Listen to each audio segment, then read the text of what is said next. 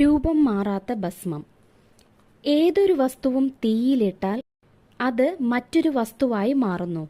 പഞ്ഞിയോ തുണിയോ മരക്കഷ്ണമോ തീയിലിട്ടാൽ അത് ചാമ്പലാവും. എന്നാൽ ചാമ്പൽ തന്നെ തീയിലിട്ടാലോ അത് മാറ്റമുണ്ടാവില്ല. ഇന്നത്തെ മാറാത്ത ബ്രഹ്മത്വത്തെ ഉണർത്തുന്നതിനായിട്ടാണ് നെറ്റിയിൽ ഭസ്മം പൂശുന്നത്. മാറ്റങ്ങൾക്കതീതമാണ് ദൈവം. ബ്രഹ്മം മാറ്റങ്ങളില്ലാത്തതാണ്. ഒരിക്കലും നശിക്കാത്തതും ശാശ്വതമായിട്ടുള്ളതുമാണ് ബ്രഹ്മം എന്ന് തത്വഗ്രന്ഥങ്ങൾ പറയുന്നു. കണ്ണിൽ കാണുന്നതേ മനസ്സിൽ നിൽക്കൂ. കണ്ണിൽ നിന്നും മറയുന്നത് കാലത്തിന്റെ പോക്കിൽ മനസ്സിൽ നിന്നും മാഞ്ഞുപോവും. ബ്രഹ്മത്തെക്കുറിച്ചുള്ള ചിന്ത എപ്പോഴും ഉണ്ടായിരിക്കണം എന്നതിനാലാണ് നെറ്റിയിൽ ഭസ്മം പൂശുന്നത്.